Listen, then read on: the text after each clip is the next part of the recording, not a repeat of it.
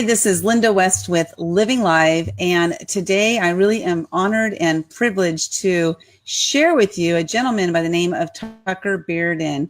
And Tucker, today we're going to talk about Asperger's, and we're going to talk about anxiety.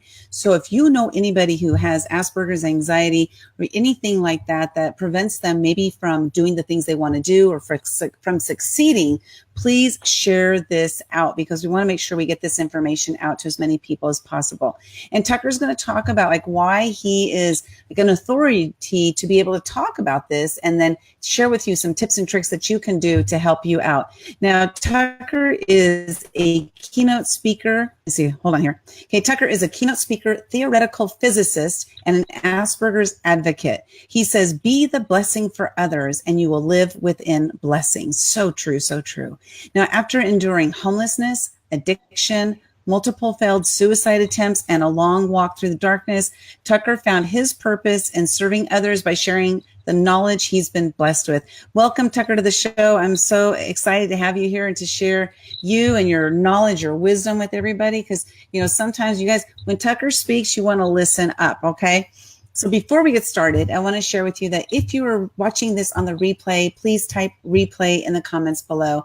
And if you're watching us live and you have questions, comments you want to ask during the show, please go ahead and put those in the comments. We'll address them while we're live. If you're watching the replay, put your questions and comments below, and Tucker will see those questions, later on, whether it's next week, next month, next year, because sometimes people actually hop on some of my shows a year later, and it's really cool. So Tucker, welcome to the show, and I'm really excited to have you here and share your knowledge with everybody and help them to see how they can succeed, going through some of the situations that you've gone through. So welcome.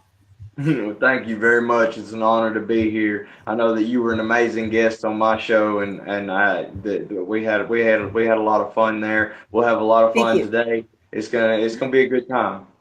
Yeah. Now, if you want to find Tucker, I just want to show this right up front, is go to tuckerbearden.com, BEARDEN.com. You can find Tucker over there. So if you have questions, again, put them in the comments below. So Tucker, how did you, let's just the very first question I'm going to ask, first of all, how did you become homeless?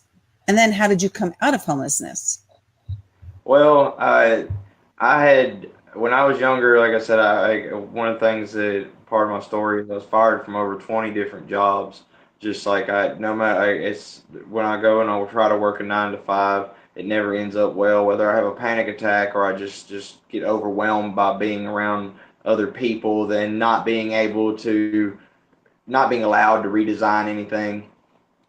So I ended up selling weed, and a lot of it, like on a big scale. And I found then that K2 and fake weed came out. I started making and selling that, and on a even bigger scale. And I got into some trouble because some guys with fully automatic weapons came into our house and they did what they did. But so I ended up getting kicked out of the house because I moved my operation in there for a short period of time, and so I was in the streets. Well, I took refuge under a bridge, and I built up my little shelter out of rocks and mud. I made little walls to keep from the wind. I had a little fire pit and everything of that nature. So it wasn't too bad until it got cold, and then yeah, it was pretty bad then. The ice. Well, I woke up one morning and everything was covered in ice, and that was wicked. But how I got out of it was I went. Wait, I wait, ended wait. up doing. Go Wait, ahead. because there's a part of the story that's missing here, and that's that because you said, because you were selling weed, then and then the automatic weapons, but what was that all about? Was that the police? Was that some drug lords, or Uh, I like re-engineered the way that the game was done, and it worked really well. And I even designed my own language, and I would turn people's names into shapes, and then those shapes and then translate those shapes into the other language. The language was known as teal. I created it when I was in elementary school, but we used it to do a three-tier encoded system to keep track of all sales and customers without anyone being able to track it. So, for instance, my name in the language would be Tuvsi Kilefri Speak Ep. That's Tucker Bearden, What? and that What would my name translates. be? What would my name Uh, be? your name. How do you spell your name? Oh, Lynda, and then West is my real name. Give me a second. Okay.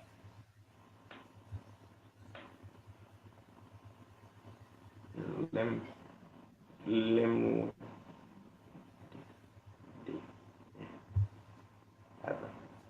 it'll be. Oh, that's a hard one. Lim. Ooh, good. Oh goodness, it is a hard. Give me 1 second. I'm actually going. I have to write it down and Okay. see it. Okay, cool. So what Tucker's Mhm. doing right now is he created a language when he was in elementary school, a totally different language. And so what he's doing right now is that he shared with us what his name is in that language. We'll have him say it again because I was like, what? It's like 200 letters. I don't know. So I asked him, what's my name in that language? And so he wasn't able to do it. You'll look at visualizing it in his head, but he's going to share it with us in just a second here. I can't wait to see what it is. Hey, Kristen, good to see you. Hey, girl, are you at work right now? Good to see you live. If you have any questions, while we're going during this interview, go ahead and ask your questions below, or if you have any comments, comment below. So we were talking about how Tucker, he had been homeless. And so talking about how he became homeless. And then what we're going to talk about in just a second is how he came out of his homelessness, because, what he's done since then is absolutely amazing. And so he was sharing this story of how he became homeless. And part of that story is talking about how he created this different language when he was young, in elementary school. And then he carried this language into his business, which was selling drugs. Okay. Yeah. So, Yeah. Okay. I figured it out. It's Limyes no diable wix f situv. oh my gosh. Okay. So that sounds Russian. I don't know. It is similar, but I actually created it by reverse engineering Egyptian hieroglyphs, and that was how I was writing it down, and I combined the Egyptian, Russian, and American language, and I used the American alphabet to create it. So that would be Oh your my name. God. So that would be kind of fun, Tucker. If you don't mind, I'm going to throw this out there. Is that Sure. anybody who comments that Tucker will write what's the name of the language you created? Teal. Teal, like Teal, like that? Mm-hmm. Teal. Okay. So is that okay if I ask you to anybody who comments below that you will write their Teal name? Sure. That would be kind of fun. So, give him some time, of course, you guys. He's not going to do it right now. But so Kristen, you win. He's going to translate What your did you name say, into Teal. Kristen Miracle. Her name is spelled really differently. So that one How you might take spell you it? a while. Look at How you spell Kristen? Krysten. Can you see it up on your screen there? Uh, no, I can't. I can't. My screen Oh, doesn't show any comments. oh, okay. So it's Krysten. Let's just do her first name. Okay. So the Teal language. I want to hear how did you come up with? Are you able to do that while you're talking to me? I'm doing it right now.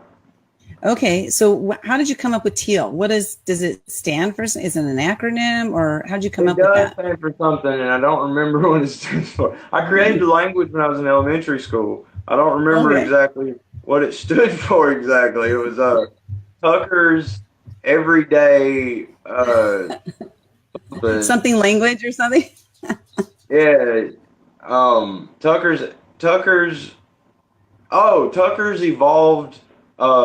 E- e- what was Tucker's evolved? Uh, something language. I don't remember. Absolute. Uh, There we go.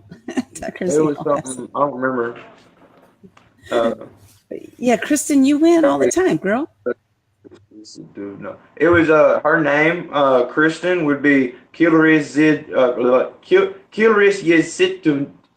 Dog it. Kilris Yesituvno.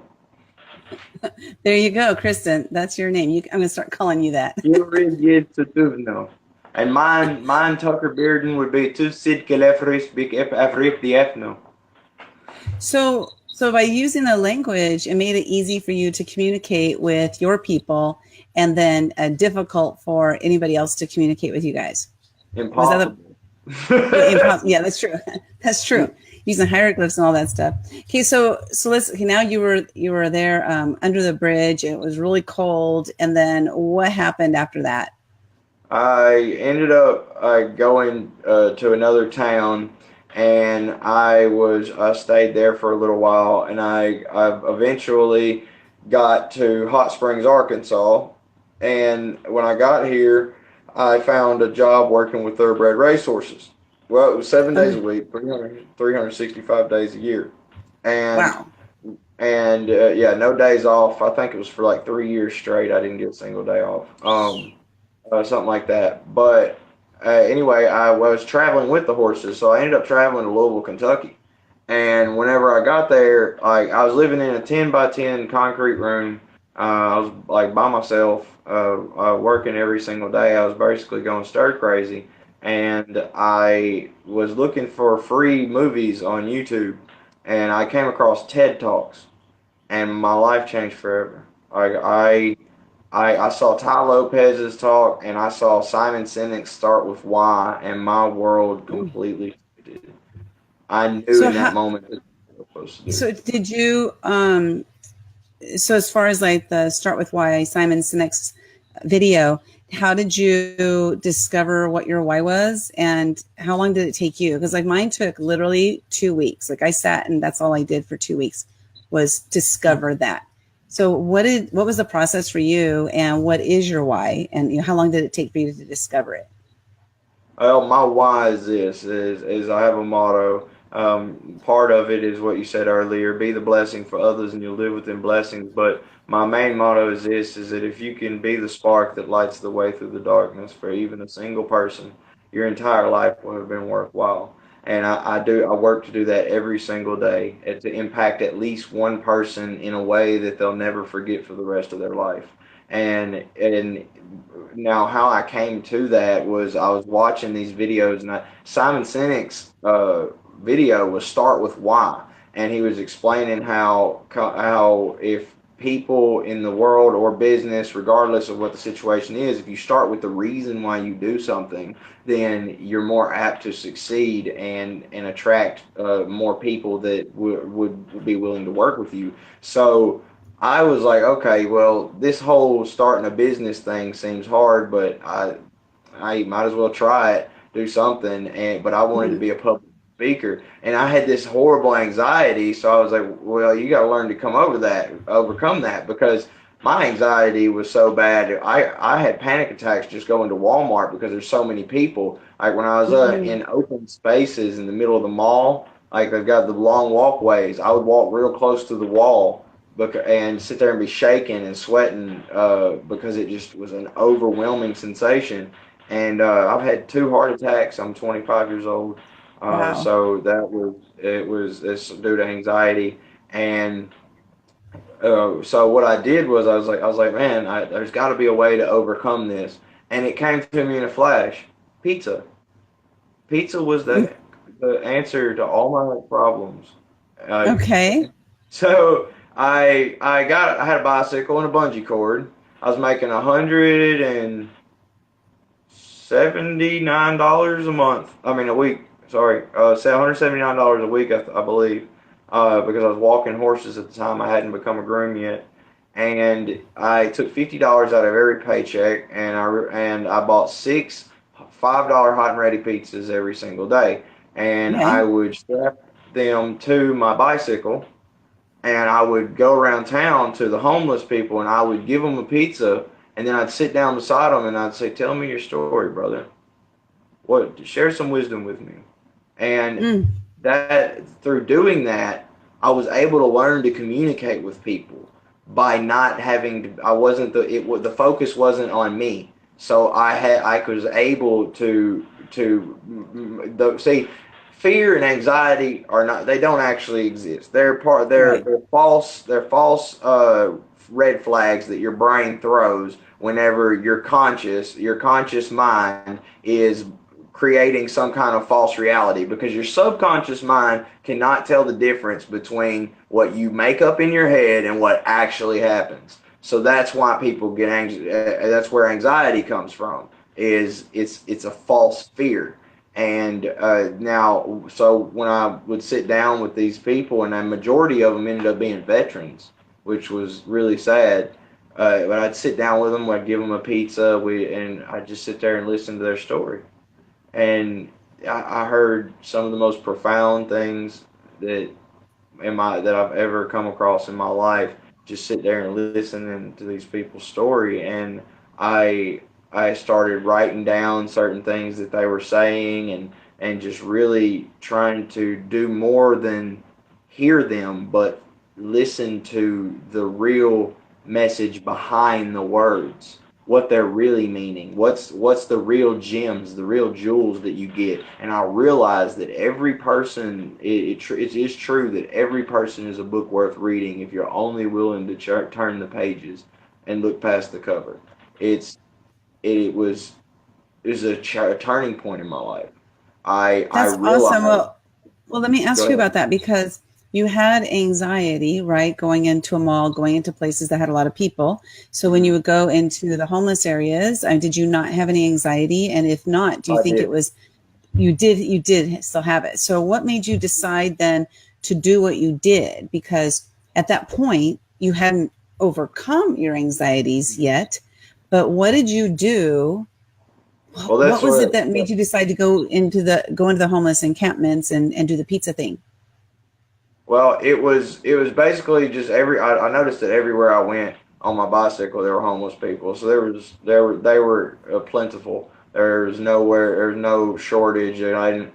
But I started talking to them so that I could learn to communicate and chat with strangers in other places. Because I Mm, realized that if I can distract my mind when I'm in Walmart or the mall or wherever there's these crowd of people, then the anxiety goes away. And that's what solidified the fact that it's not real to me.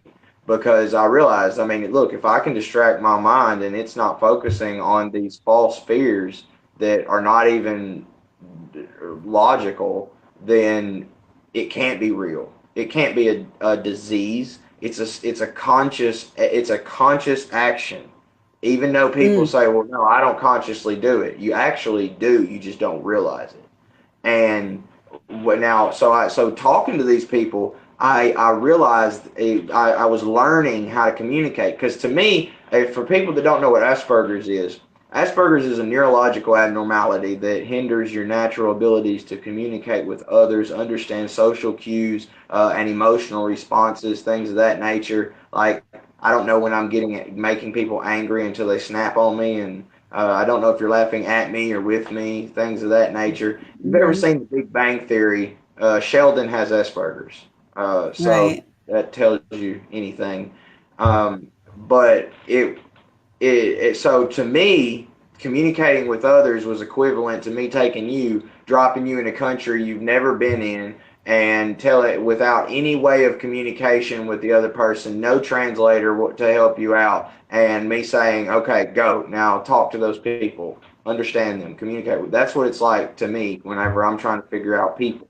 So I sat down with these homeless people and I just listened to their story, and I'd watch their facial expressions when they said certain things. I would take notes on how people act when I talk about specific subjects, what I shouldn't talk about, how to make people feel better, what things did I say in conversation that uplifted them versus what put them in a bad place in their mind. Mm. And I realized I was designing an arsenal. I just didn't notice it at the time, and it's now things that I use on stage to move the crowd emotionally, or it all comes from those encounters. Now, what I did was I took that once I felt confident. I did this for about 8.5 months, every day, for about eight Wow. and a half months, and I was so when I felt comfortable or comfortable-ish, I started going to Walmart, and I did have several panic attacks in attempting to go in there and work through it and everything. But I would go to Walmart and I would go up to random people and I would just be like, "Hey man, dude, that's an awesome shirt, dude. I just want to tell you have a good day, man. Be blessed." Or just walk up to a woman and be like, "Ma'am, you have gorgeous hair. I love that necklace. You have a blessed day." Like whatever it may be, and just little compliments, little things here and there, and it was making me more and more comfortable around people. And I realized so long as people are happy and they feel good, that and I can keep the vibration that is coming from their body at a high, if I can keep that frequency at a high enough vibration, then I don't feel anxious. Because when people, you ever had somebody stare at the back of your neck and you can feel them, you turn around, they're looking at you? You ever had that Yep. happen? Okay. Well, what is Yep. that? What causes that is we have what's known as a heart field. It can be measured from over 100 yards away. Your body gives off electromagnetic pulses, and your brain works like a radio tower, and your heart is what emits this signal. Your brain actually emits the signal, but it can only be measured from about 10, 15 feet away. But your heart emits this signal, and that vibrates on a specific frequency. Now, when that vibration's at a low frequency and your vibration's at a higher frequency, it's just like the static you get in the radio. That's that feeling that you get when someone's looking at you. But one of the things you'll notice is someone who's at a really high vibration, you either will not feel them looking at you, or the sensation will be so strong that you have to turn around and look because you're vibrating on the same frequency. Now, this is proven through physics, and that's a whole other conversation. So, yeah, that's basically how I I can't. There overcame. you go. Yeah, Okay, yeah, I wasn't able to unmute myself for some reason. Sometimes I'll mute myself so you don't hear any like the background noise that I have here. But that is really interesting. I never thought of it that way. That is so cool. You're gonna have another name. You're gonna have to translate. Lucia, she says, "Hello, Tucker and Linda." So not right now, but you can translate hers later. what is that? How But do you that spell it? is, it's interesting because I've been Lucia.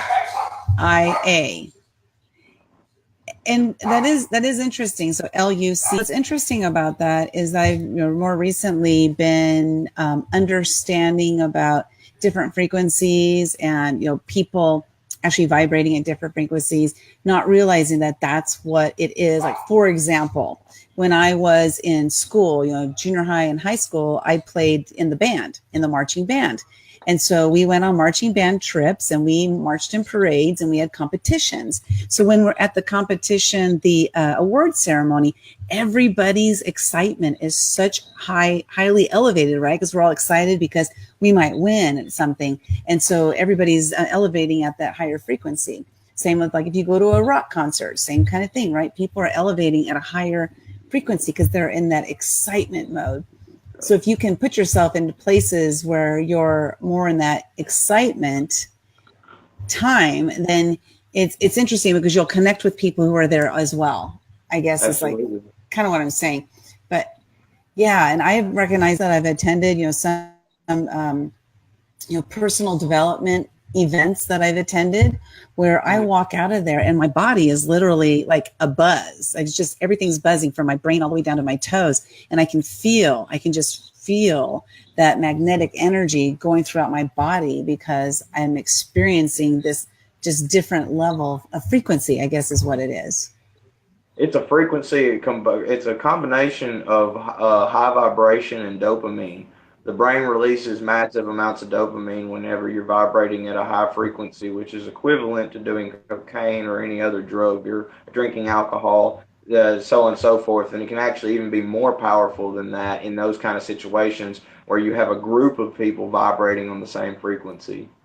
Oh, and by the way, I translated her name. Mm, Like, okay, Lucia. uh, So What is Lucia it? would be Lemov Sidijab.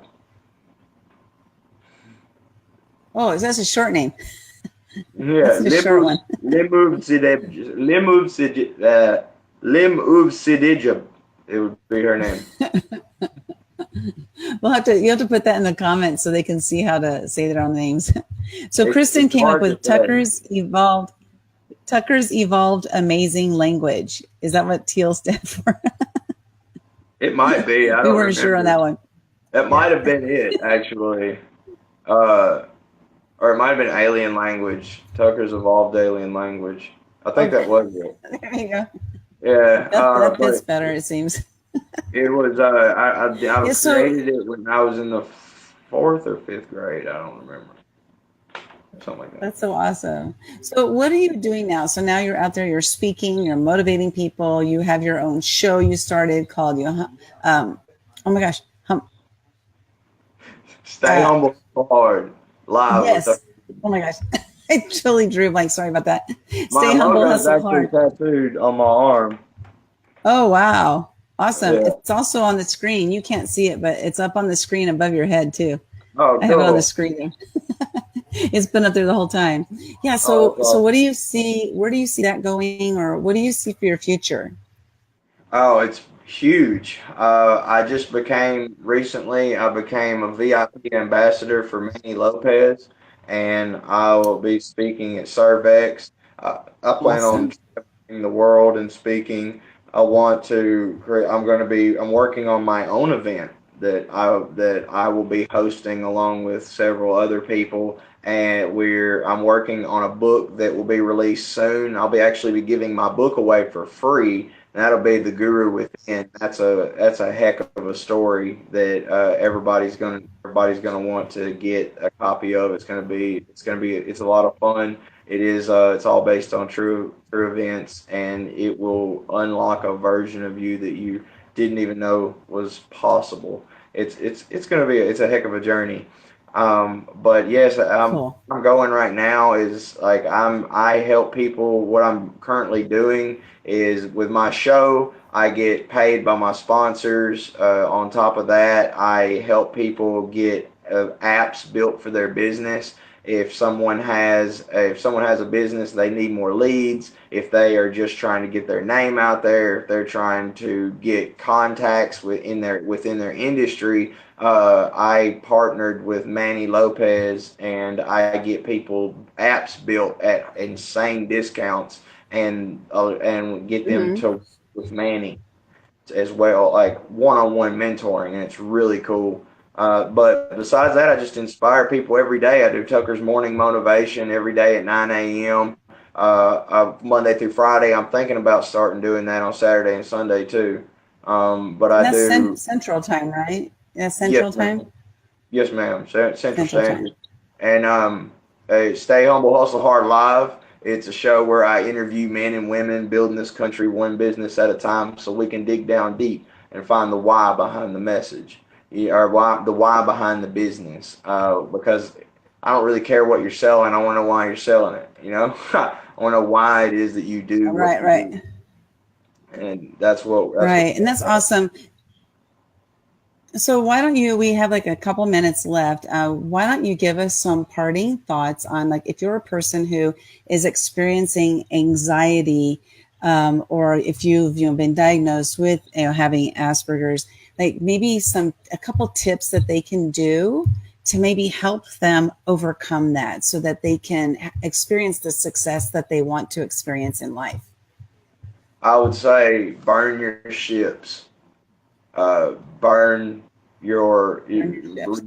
remove your way out. There was a great warrior, a general that led a massive army to overthrow a land at one point, and the warriors in that land were known for being highly skilled, and they knew that they were basically walking into the face of doom. And when they got there and the soldiers moved over the hill, the general came back and burned all the ships. He removed the way of retreat. If you remove the way of retreat, you only have one choice, and that's to move, and that is to succeed. I said I would rather die than not be able to go into public, not be able to enjoy myself around other people, not be able to socialize, and not be able to stand on a stage in front of 10,000 people and change their lives forever. Because if you obtain knowledge capable of improving the lives of others, it is a raw act of selfishness to withhold that information from the world.